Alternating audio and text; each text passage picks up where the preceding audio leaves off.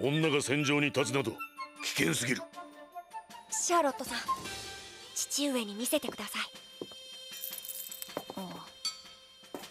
フォールマ・イグニーラプト。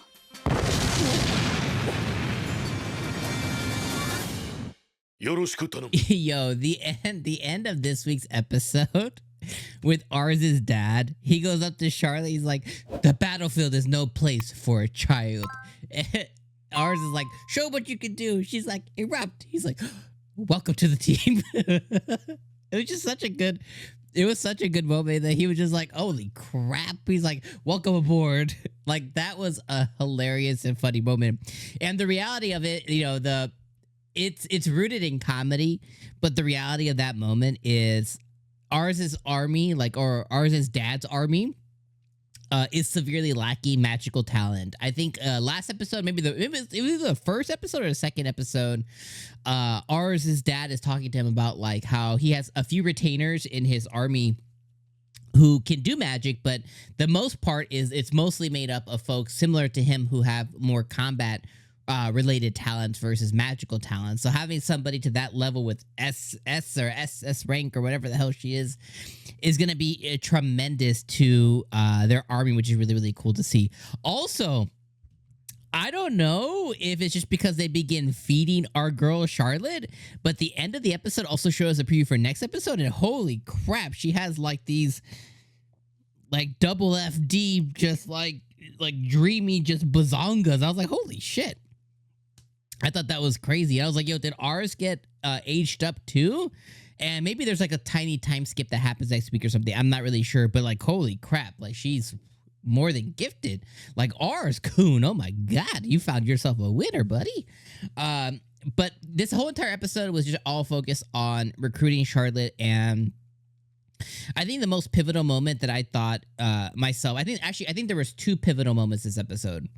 The first one is Charlotte admitting to herself that she hasn't been able to cry, or that she's been lack of emotion, I guess you could say. Like she's had like a lack of emotion for a really rough time. I think as she was abandoned and as she kind of found out how harsh the real world that she's been living in, I think as that kind of all came in at once, it kind of just sterilized her and muted all of her feelings and emotions. So I think for the first time, when she has somebody like Ars who's so passionately recruiting her, but like empathizing and protecting her, and who's just showing her a litany of emotions that someone's giving to her, not taking from her, I think that caught her off guard. So when she begins crying herself and not really realizing, like, why am I crying? It's because she has somebody fighting for her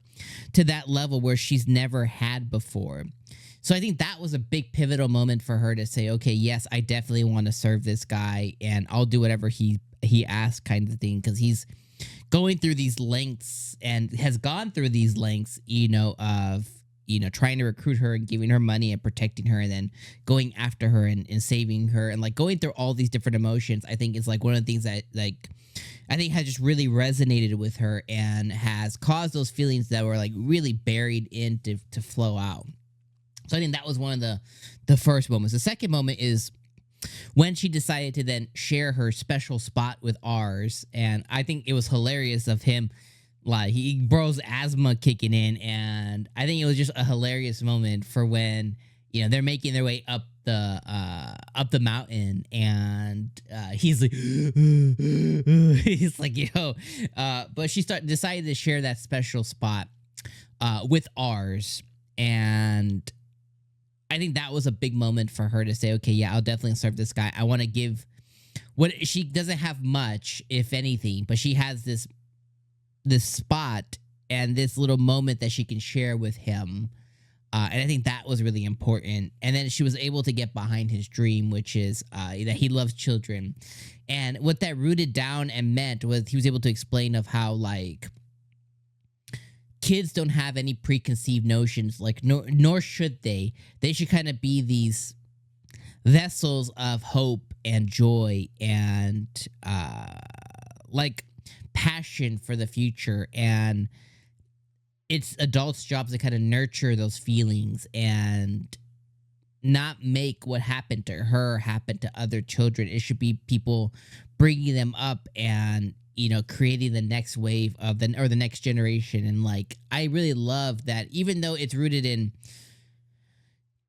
I guess you could say silliness in a way, but it's rooted in true emotion for how Ars felt in his previous life, of what he was just kind of going through the motions and getting beat down by corporate Japan and feeling like a working slave to the man and everything else. But when he saw a child light up with happiness, and it was able to kind of bring him out of that too. And I like how he's just kind of trying to pass down those feelings through the work that he's doing by recognizing other people's talents and stuff. And ultimately, he's going to be touching a lot of people's life through that action, because he's going to be recognizing people who are never recognized for a talent that they may not have recognized themselves. I think that's extremely powerful for as he begins to build out his retainers and the people who are going to be dedicated to him in his, in his land and stuff. I think that's just really, really cool. So really love this episode. You know, left, right, front, center. I thought this episode was absolutely fantastic. Can't wait to see more. You know, can't wait to see who is the next theme that comes by, or is it these two solid retainers and they just kind of begin recognizing talents locally, or like, I don't know where it's going to go from here, but love seeing it. And Charlotte is Bishoujo times 10, like, you know, and if she has the bazagas, even more so. So can't wait to see more from her. Love her personality and stuff, though, how she's kind of like lazy and impersonal, and I like her personality quite a bit. So can't wait to see more from her. And then can't wait to see what Ars does next. So anyways, episode, I thought that was absolutely fantastic. 8, maybe 9 out of 10, somewhere around that ballpark. You know, probably about 8 out of 10 I feel comfortable saying. 9 out of 10 is probably a little too much, but really great episode of Aristocrats. So let me know what you guys thought in the comments down below, and I'll see you guys next week, my friends. Peace out.